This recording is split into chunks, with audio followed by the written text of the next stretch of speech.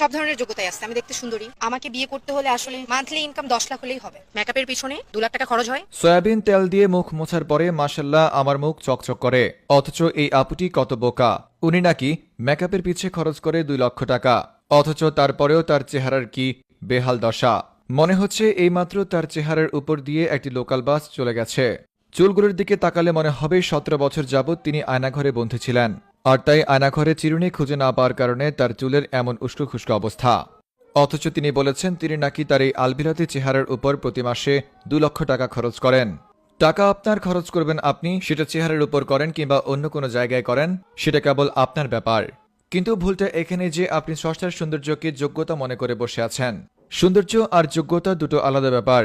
আপনার চেহারা সুন্দর বলে এটাকে যোগ্যতা মনে করে 10 লাখ টাকা ইনকাম করা একটা ছেলেকে বিয়ে করতে চাইবেন, আর যার চেহারা কুৎসিত কিংবা অসুন্দর সে বিয়ে করবে দরিদ্র ছেলে। যদি এমনটা ভেবে থাকেন তাহলে আপনাকে বলবো প্রতিদিন নিয়ম করে পায়খানা করবেন, কেননা প্রতিনিয়ত পায়খানা না করার কারণে আপনার পাকস্থলী থেকে পায়খানা মাথায় উঠে গেছে, আর তার জন্য আপনি সৌন্দর্যকে যোগ্যতা মনে করে বসে আছেন। এই আলবিলাদি খুমাওয়ালা আপুটিকে নিয়ে বিস্তারিত দেখুন রিপোর্টার সান্ডা ভেবে গুইসাপ খেয়ে ফেলা যুবকের